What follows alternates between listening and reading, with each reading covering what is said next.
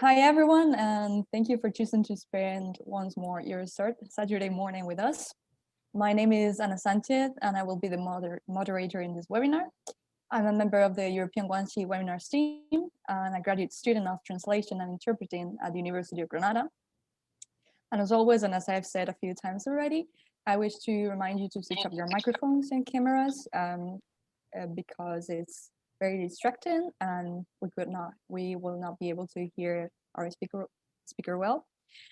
As always, if you have any questions for our guest speaker, please send them directly to me, specifying whether you want me to read them out loud for you or whether you want to ask them yourself. Also, I have to warn you that for those for whom this is the first time attending an European Guanxi webinar, we will have a really short poll at the end of the webinar. So please stick with us for a couple of minutes after the webinar to answer the questions, as they will appear on our weekly newsletter. And yeah, so today I would like to introduce you to this webinar because we are getting artsy for the first time in the history of European Guanxi webinars, as we will be talking about a very special painting today. Our guest speaker will be introducing us to Zhao Wuji, a Sino-French painter from the second half of the 20th century. His paintings, as he describes it, are the result of the hybridization of two pictorial languages, water ink painting and oil painting. We will briefly look at his journey, guided by his biography and the contributions he's made to both worlds, the Chinese and the European. But first, let's introduce our guest speaker today, Antonio Mezcua. Antonio Mezcua received his doctorate degree in History of Art at the University of Granada in May 2007. Please, someone switch off their microphone. And his research is focused on dynastic Chinese landscape, gardens, and painting. And he was an academic visitor at the Center of Visual Art at Oxford University during 2008, 2009, and in 2011 from May to July. He was also a postdoctoral fellow in Paris at a French institution, pardon my French pronunciation, at the École des Hautes Études en Sciences Sociales, Centre de Recherche sur les Arts et les Langages, from 2010 to 2011. In 2014, he was a landscape summer fellow at Dumbarton Oaks in Harvard University Trust. And since 2015, he is an assistant teacher of Chinese art and culture at the University of Granada. And he is currently working on a research project about Hangzhou West Lake. And yes, so without further ado, Antonio, the floor is yours. You can start with your presentation. Thank you very much. Can everyone hear me? It's okay? Yeah? Okay. So thank you very much for this kind of presentation, and thanks to the European Guanxi webinar team to invite me to stay here this morning, this rainy morning here in Granada, to chat and to talk about Zhao Wuji. So I will share the screen and we can start. Okay, so oops. Zhao Wuji, well, I put the name I put there is how the name is read in French, how the name is known by European and Western people, okay? But its real name is Zhao Wuji, and that is why, that is how I will pronounce, okay? So he was born in the beginning of the 20th century. We know all what happened in this time in China. China was struggling with the Western powers, Western colonialist power, and also was struggling with itself, finding a modernity for the country. So this cultural crisis has a very big influence in all the intellectuals and artists of this period. And Zhao Wuji, of course, was no different. Zhao Wuji was taught on ink painting by his grandfather, the scholar Zhao, and also was taught on calligraphy. So he was, since very young age, acquainted with the Chinese tradition, painting and calligraphy. But when he was 16 or something, he enrolled in the Academy of Art in Hangzhou. And that time, the art academies in China were has a curriculum on Western art, especially the academic history painting of the 19th century. So he studied the techniques of oil painting and a very academician background. But of course, he was more interested in the avant-garde movement that were happening in Europe at that time. He has several uncles who went to Europe to do business, so he asked them to brought him some reproduction of Matisse, of Picasso, and of these avant-garde paintings. He was especially influenced by the German artist Paul Klee, and this is very interesting because Paul Klee, on the other side, was very interested in Oriental painting, the so-called Oriental painting and the calligraphy tradition of China. So we have here a very special case, a German artist very interested in Chinese painting and got influences, and then a Chinese painter who has a lot of interest in Western painting, who has a lot of interest in folklore. So there is a kind of game here. When the Communist Party was about to win the war, the Civil War, the father of Zhao Wuji sent him to Europe, to Paris. So here, there he started to got acquainted with the informalists, a group of painters. Here has a photo with all these painters, and he knew this. I think he's well known to you all. He showed the great poet and intellectual of France, of Paris. He was from Belgium. He was the main critic of Zhao Wuji. He also did some collaboration with Zhao Wuji. This is the result of this collaboration. And thanks to Henri Michaud, Zhao Wuji entered in the maps of the interesting painters of the Paris landscape. This is one of the paintings he made when he was in China. So it's, this painting is just a normal painting, an expressionist painting, we can see. And these are the paintings he made when he just arrived to Europe, very influenced by Paul Klee. These are Paul Klee paintings. And these are Zhao Wuji paintings. But after going to Paris and get in contact with this informalist painter, he realized that the Chinese tradition, the ink painting tradition, rather than being an hindrance, rather than being an obstacle for the development of the modern painting, can be a source for modern painting. Because this group of informalist painters were looking for sources beyond civilization. Civilization has reached to the total war of the Second World War II, with and in a very big tragedy of death on the atomic bomb. So this painter were looking for sources outside the civilization, and in this equation, the so-called Oriental painting was also a source of art. It was beyond civilization.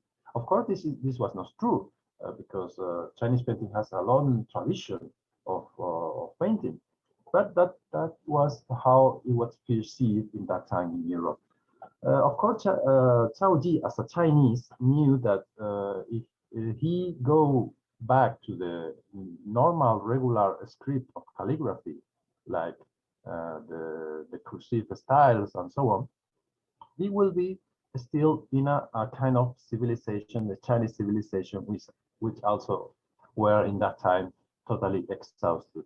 So he went back to the styles of calligraphy beyond the Qing unification, the Warring period calligraphy, the Zhou dynasty calligraphy, and also the oracle bone calligraphy. So here we have an example of this Zhou dynasty calligraphy, the so-called Jingwen, and this is how he interprets all these signs, all this brushwork of calligraphy. He started to do these paintings. This is the paintings of his first period, where he imitates the oracle bone pictograms. Oh, there is some music there. In a background of wash color. Of course, this is influenced by the ink wash of the Chinese tradition. The last painting of this first period is this one, and the world has no form is called, and it's a kind of big bang, full of science, full of language, which was born in from the nothing.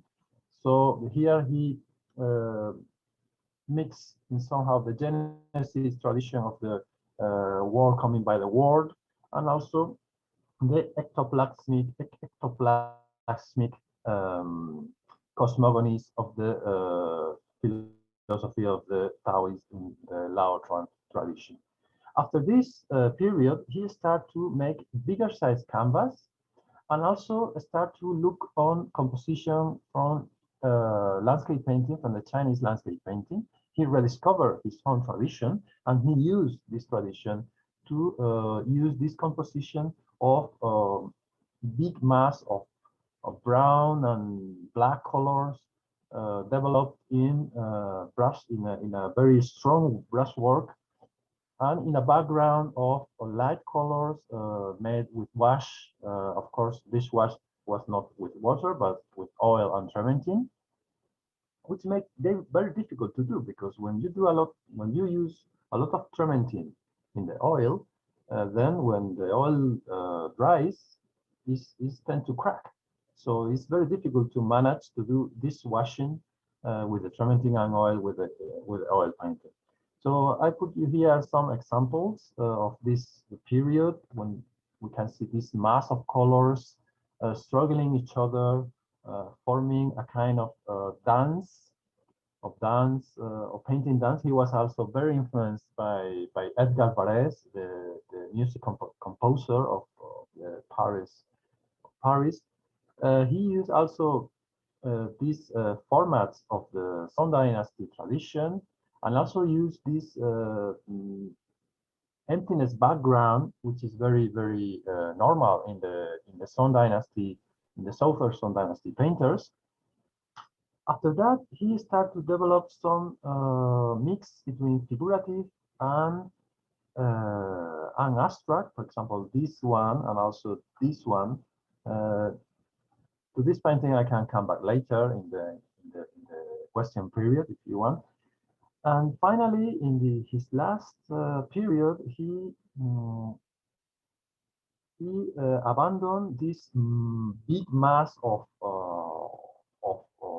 brushwork with black and brown, and he developed a very thin brushwork here in a very in also a very light background, developing also what we can call more landscape painting composition. For example, this one, and also a very this is like a dancing, no? This is like very musical, but also very light, very light sensation, no? He was also influenced by the ink painting, of course. He from the 17th, when his wife May died, he said that he couldn't paint anything in color, so he started to come back to the ink tradition, and that's why he is now in the Olympus of the Chinese model painters, because he did these paintings, which adapt the language of the abstract language to the ink and paper painting. he was one of the first who started to do this. In Taiwan and Hong Kong, there were few painters who started also developing different language of abstract painting, but they were very attached to the figurative. And here, Zhao Wuji is totally out of these figurative motifs. He used a lot of brush work in his painting, in his ink paintings. And to finish this presentation, this very short presentation, I would like to read something that Zhao Wuji said about paintings. So he said, another thing I know is that I enjoy painting more than anything, that I have got more to say with the ever-present fear of repeating myself. I paint my own life, but also try to paint an invisible place, that of dreams, somewhere where one feels in perfect harmony, even in the midst of agitated shapes and opposite forces. So I think I will leave here. 谢谢, gracias, and thank you. And I stop sharing this. Oops. So we can start chatting now. Yeah, thank you very much for introducing this painter to us. It's his painting is really wonderful, and I doubt that we had got to know him otherwise, because we're a very political centered group and we've had a lot of presentations on this kind of topics, but your presentation was certainly special. I'm gonna give some time to the audience to come up with some ideas. So I will just warm up the floor by asking you to elaborate a little bit more on what the legacy of Zhao Wuji in the West is. Can you tell us more about that? Yes, of course. But I have to go back to the presentation. So let's see this painting. What do you see in this painting? I ask you. For me, it looks a little bit like the ocean or the sea. The sea, okay. And what happened here? How is the sea? Is quiet or? No, it's wild. It's wild sea, isn't it? Yeah. And what do you see here? Oh, that looks like a tiny boat, isn't it? Or canoe? Yes, tiny boat. Okay. Okay, so this is the perfect painting who can describe Zhao Wuji.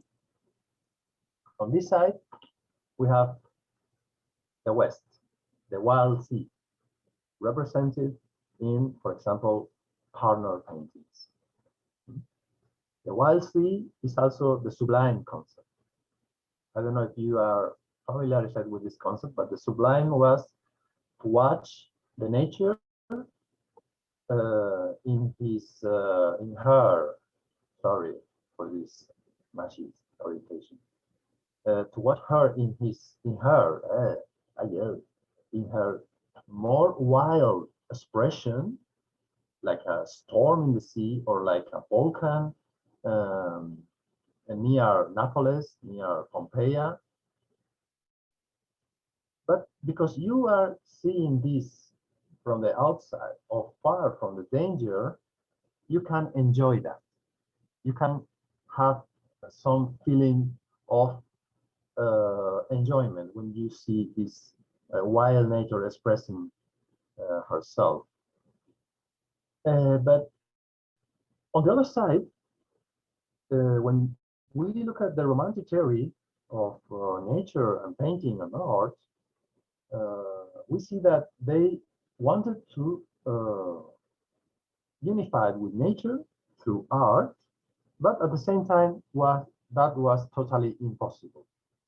So there was a tragedy in the romantic movement, and also and after all the 19th century painting, there was a tragedy that the human being cannot never be unified with nature.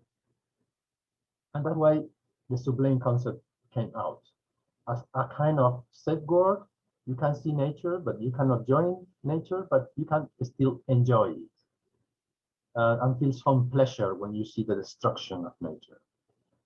From the other side, we have here this small boat, which represents the Chinese tradition, I said. Okay, so in the Chinese tradition, we have a theme, very common thing, a very painted thing, which is the fishermen and woodcutters. They were a kind of Arcadia inhabitants, like the shepherd here, which were all the time playing flute and writing poetry. So this kind of person were like the person who were in touch with nature, who were in the middle of nature, enjoying them and also living inside there. So what Zhao Wuji is doing here is mixing these two traditions. For one side, the tradition of China of unifying with nature through art, through these themes of woodcutters and fishermen, and on the other side, the sublime concept of the 19th century I just speak about. So my point here is that we talk about the Chinese influence of Zhao painting, but we don't talk about what actually this painting can tell us from our own Western tradition. And I think what he is saying is like we can still unifying with nature, even this wild nature, even this sublime concept, even if we think ourselves that we can never unify with her. And this is very important now because we are facing now very big challenges on climatic changes and so on. So we need to find a paradigm which can work for all the civilization, but not Western oriented. So I think in this painting of Zhao Wuji, we have some insight that can help to build that. So stop. I don't know if you understand what I say because it's very, very complex. Yeah. Thank you very much. In line with the concept of the sublime that you've just mentioned, one of our member of the audience, Jenny, would like me to ask you a little bit more about it. And I will read the question out loud. Why Zhao Wuji took inspiration or some elements from the Romantic movement? You were talking about the concept of sublime, and the paint with the wide ocean reminds me of snowstorm, stream, boat of a harbor's mouth by Turner. Is that concept of the sublime found in other Chinese painters? So there are two questions. Why did he take elements from the Romantic movement, and are there other painters that took Chinese painters that took this concept? I don't think he actually do this consciously. I have to do more research on that painting because I think the influence of Turner is clear, but I have to find some evidence that actually can prove that Zhao Wuji was looking at Turner to do this. For me, it's very clear, but still I have to find evidence that proves that. Anyway, I'm talking here not about direct influence, but influence which are in the subconscious. I don't know. So from my point of view, it may be not a direct influence, and also because Turner was not a romantic painter. He was after that. He has a period of romanticism, but then he went beyond that. And I think this the thing I speaking about this more about subconscious cultures and subconscious which are present in this painting. And for direct influence, I have to do more research and prove actually that.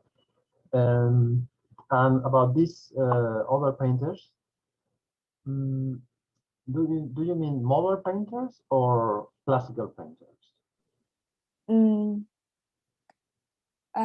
this, we don't specify it, but both would be interesting to discuss. Yeah, because there is a big difference between that. Mm. Uh, the sublime concept we can find in poetry, for example, in the poetry of Xie Lingyun from the Jin Dynasty period, 4th century BC. And there are some expression of this sublime description of nature. For example, in the Tiantang Wave, I don't know if you know this phenomenon. The Tiantang Wave, the Tiantang River is near Hangzhou, and as you know, Hangzhou is a bay, so the sea entry there against the flow of the river. So every year in September, there are big waves from the sea reaching against the current of the river, waves that can flood everything around and caused a lot of floods in the dynastic period, but also was enjoyed by tourists. So when people watch the wave, they actually describe them as a thunder of nature who came here and flooded everything, for example. And of course, we have painting representation of this Tiantang wave.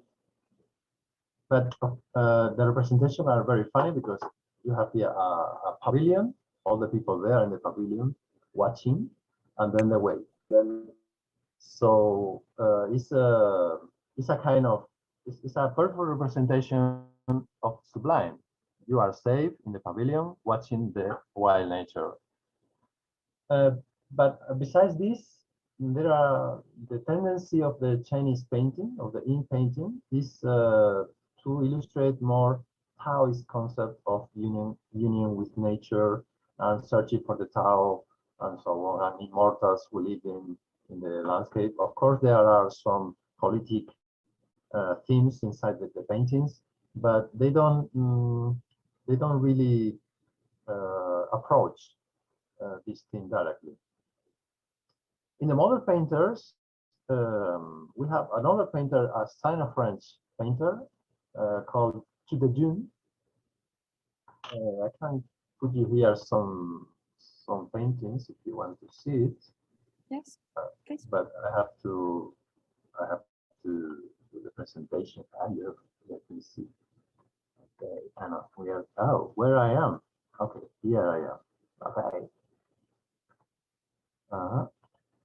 Okay. Okay, so you can see the similitude of this painter with Zhao Wuji. They have very different styles, but they are talking about the same thing. Mass of colors struggling each other, making contrast between black and white, between bright colors and brown colors. And I think they are speaking about the same thing. But Zhao is more specific about his Chinese influence, and also he used a lot of themes which got in touch with Chinese traditional poetry. For example, see if I find this painting. This one, for example, is called Autumn. Something about autumn. I don't remember exactly. Sorry. But in the themes, he has some glimpse of poetry to link the poetic feeling with the painting, which is very, very in line with the Chinese tradition. So I don't know if I answered the question, but anyway. Yeah, thank you. Yeah, thank you very much. We have one more question by Natalia Villa, and she has asked me to read it out loud for herself. I mean, instead of her.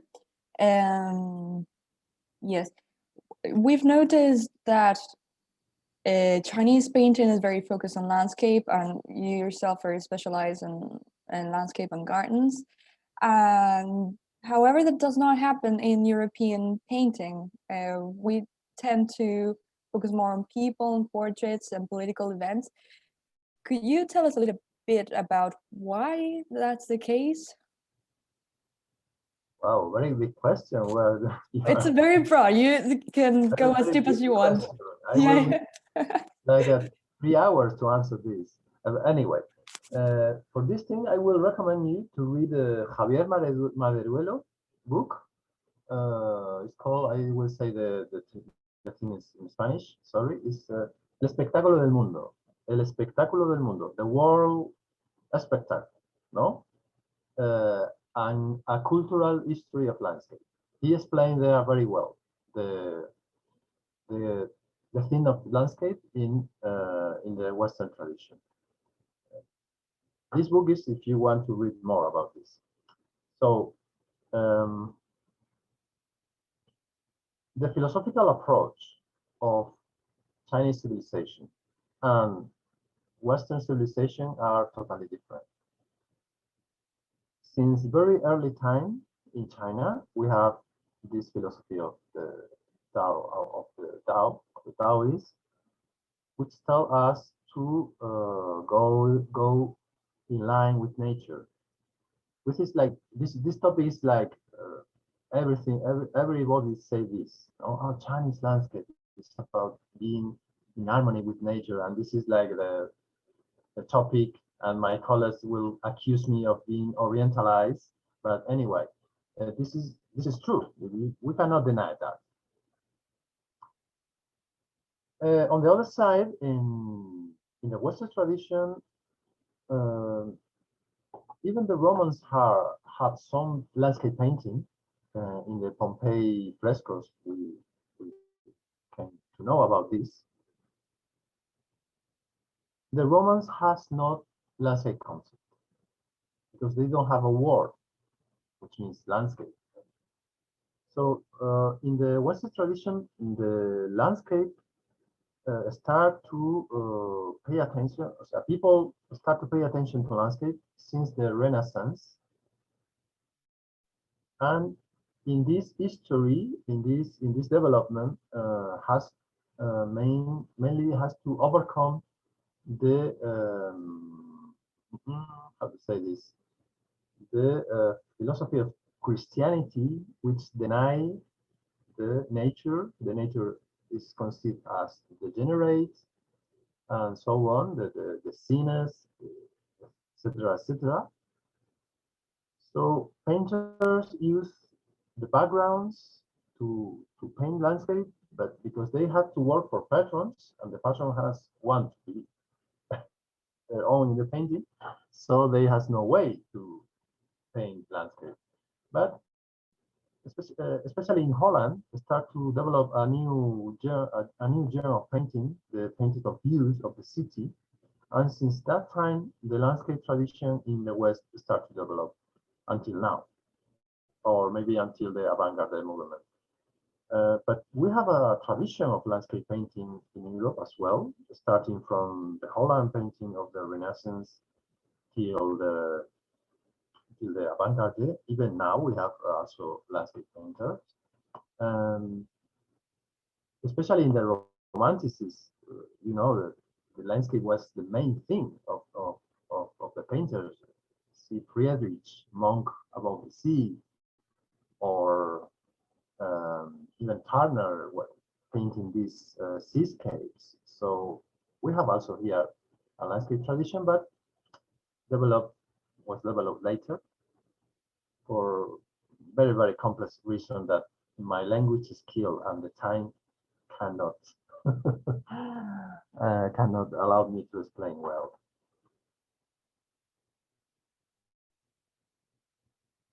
Yeah, thank you for that introduction to the concept.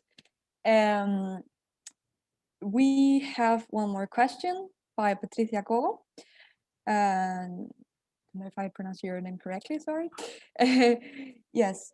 It's also a broad question, so I hope you're ready. Okay. This is more focused on China. She asked, what can you tell us about the current state of art in China, about the movements, the artistic movements in China? Okay. So you want to know the continent? I mean, the main China, not Taiwan nor Hong Kong. You can expand or address the conversation in whichever way you feel more comfortable with. But yeah, I mean, mainland China is what we're most focused on. So if you want to do that, yeah. Main China. Okay. So Chinese contemporary art is a mess. It's a mess of tendencies, a mess of artists developing different language. And there are paintings who are focusing on painting, like Juan in June. This is I think maybe I have some PowerPoint to show you here. I'm prepared for everything. No, this one.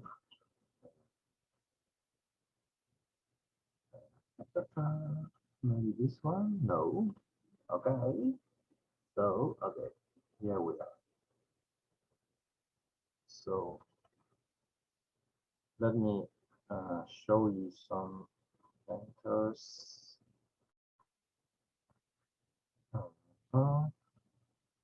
Okay, so I will share the screen.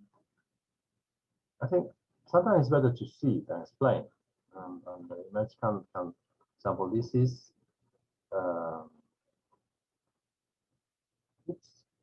for example one of the famous.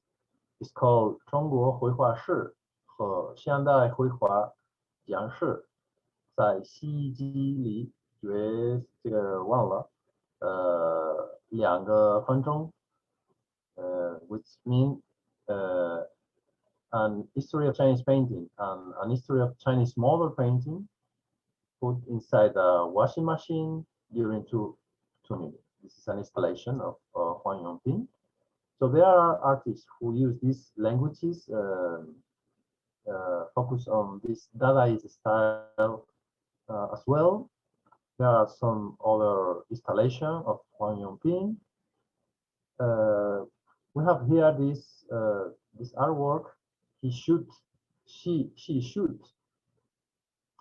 a telephone in this exhibition in 89, sorry.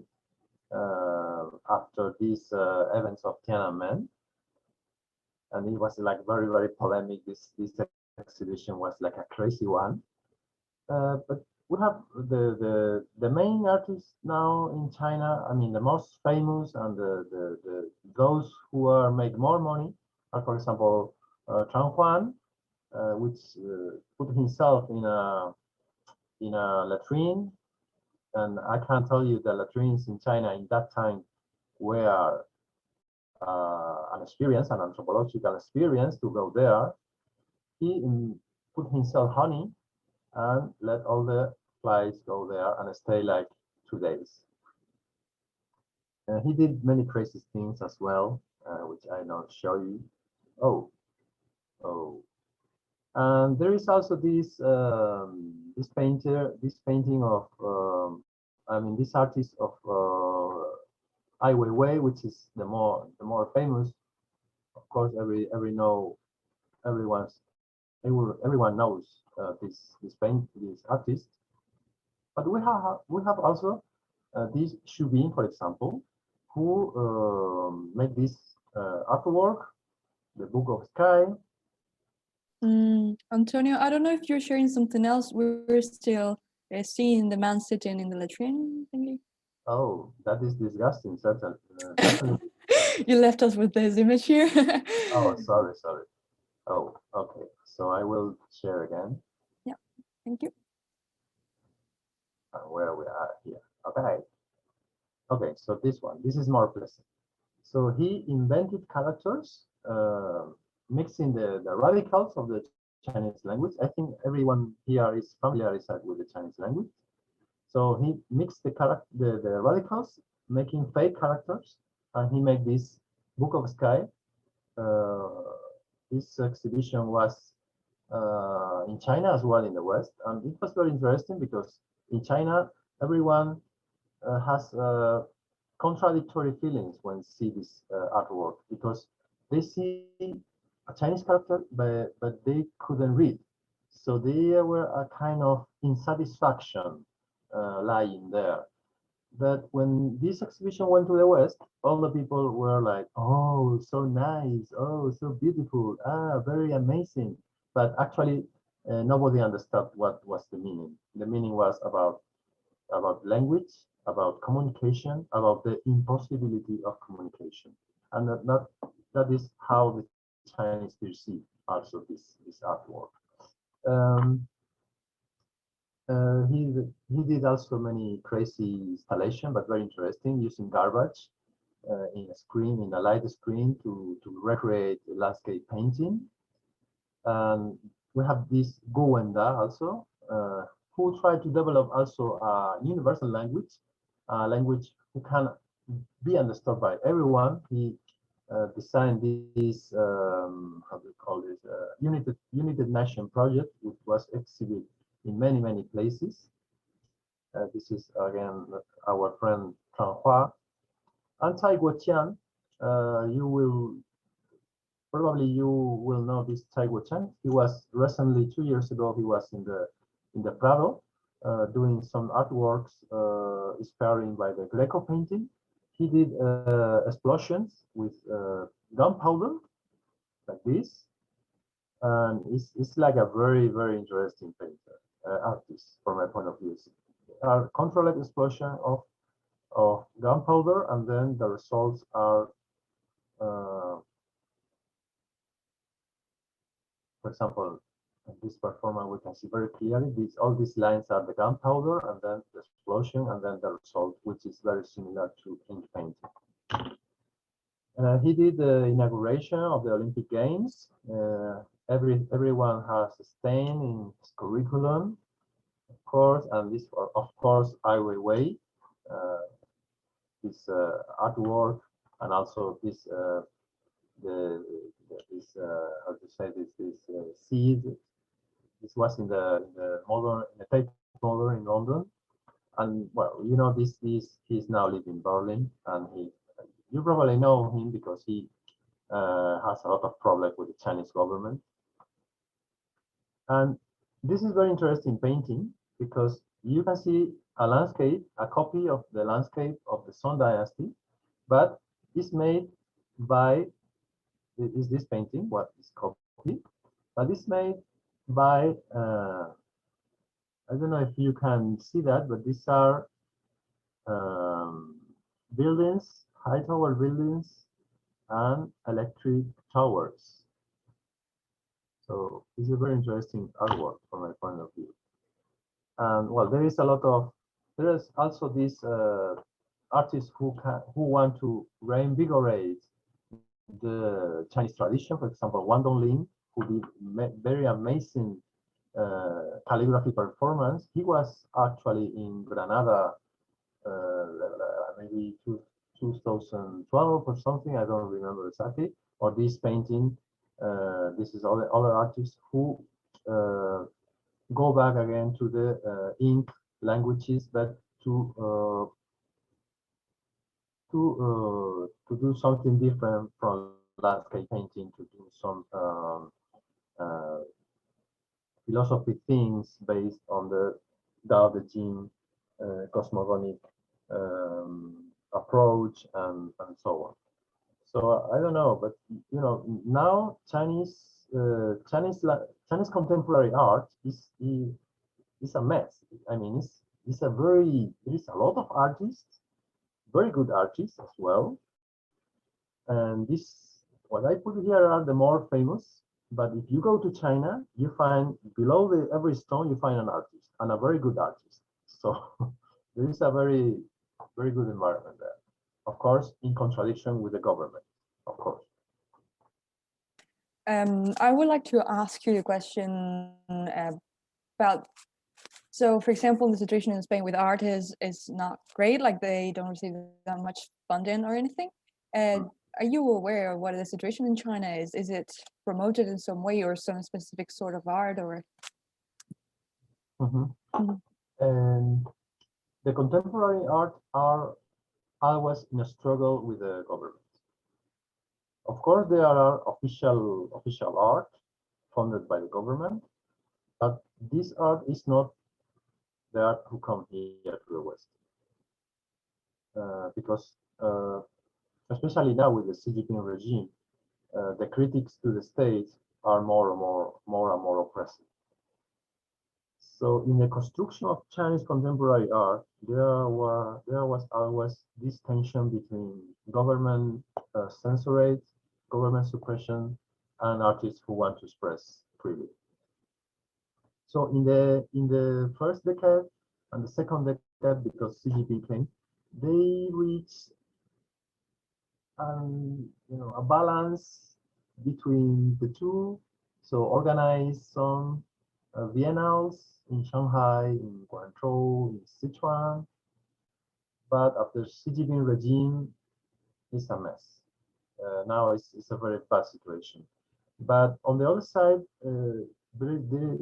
there is a lot of money now in China. There is a lot of collectors, a lot of Western collectors, Japanese and even Chinese collectors who in somehow support these artists.